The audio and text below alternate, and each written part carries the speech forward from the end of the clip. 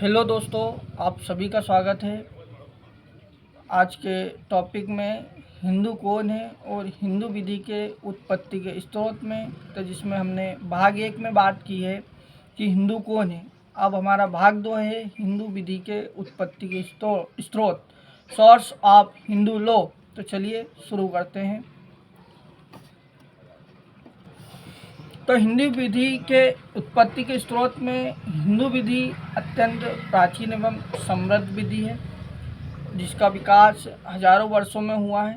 इसके स्रोत दो प्रकार के माने जाते हैं, प्राचीन स्रोत और आधुनिक स्रोत, जिसमें विस्तृत वर्णन करते हैं। तो जिसमें सबसे पहला है प्राचीन स्रोत में श्रुति।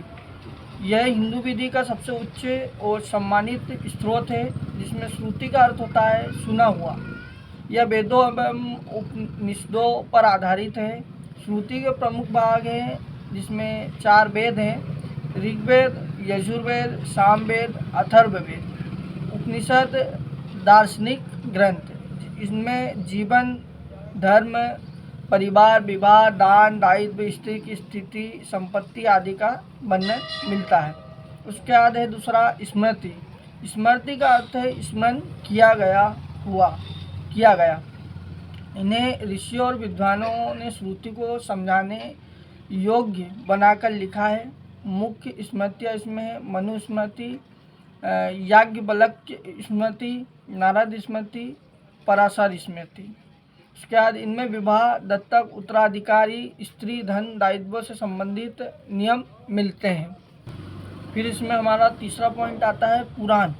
ये 18 मुख्य पुराण हिंदू संस्कृति का इतिहास, कथा, धर्म और आचार बताते हैं। पुराणों में दान, संस्कार, पवित्र कर्तव्य, सामाजिक नैतिकता का वर्णन मिलता है।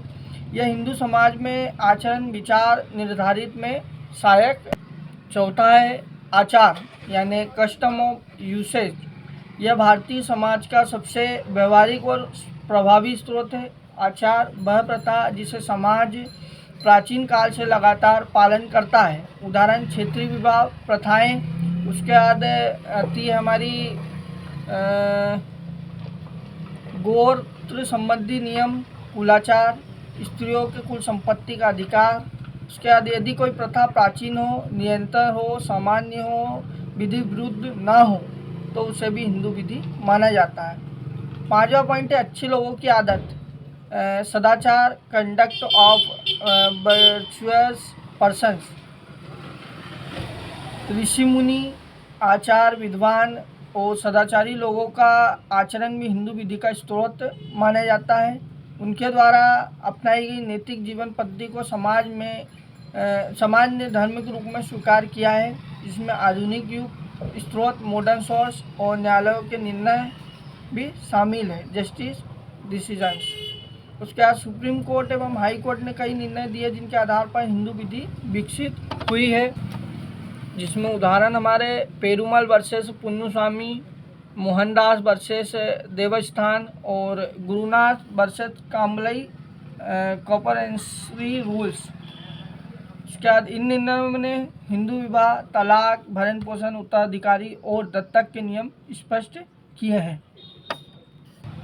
जिसमें कानून इनेक्टेड लॉ, संसद द्वारा बनाया गया आधुनिक हिंदू कानून, हिंदू विवाह अधिनियम 1955, हिंदू उत्तराधिकारी अधिनियम 1956, हिंदू दत्तक एवं भरण पोषण अधिनियम 1956, हिंदू अविवाहित परिवार कानून, हिंदू अल्पसंख्यक एवं संरक्षक अधिनियम 1956। इन कानूनों ने प्राचीन नियमों को आधुनिक रूप दिया है।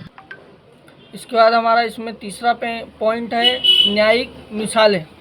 उच्च न्यायालय और सर्वोच्च न्यायालय के निर्णय मिसाल प्रेसिडेंट बन जाते हैं। ये भविष्य के मामले में नियम का काम करते हैं। इसके बाद चौथा है उपविधि। उपविधि में विद्वानों की टीकाओं एवं व्याख्याओं ने हिंदू विधि को समृद्ध किया है। जिसमें मुख्य रचनाएं मित्ताक्षरा, विज्ञानेश्वर, दायभाग, जीमूतवाहन, निबंध, टीकाएं, व्याख्याएं भी शामिल है। ये उत्तराधिकार, विभाजन, स्त्री, धन, कुटुंब व्यवस्था आदि पर आधारित हैं। जिसमें इन सभी को पढ़कर इन सभी का एक निष्कर्ष निकलता है, जिसमें हिंदू केवल धार्मिक परिभाषा नहीं बल्कि एक सामाजिक, सांस्कृतिक और विधिक पहचान है। विधि की दृष्टि से हिंदू वही है जो जन्म से हिंदू हो, या हिंदू धर्म स्वीकार करे, या हिंदू परंपरा का पालन करे, या बौद्ध, जैन, सिख जैसे भारतीय धर्म का अनुयायी हो। जिसमें हिंदू विधि के स्रोत अत्यंत विस्तृत मतलब बहुत बड़े हैं, जिसमें प्राचीन ग्रंथों से लेकर आधुनिक कानून तक इसका विकास 5000 वर्षों से भी अधिक कालखंड में हुआ है। तो मिलते हैं नए वीडियो के साथ। जय सिया राम।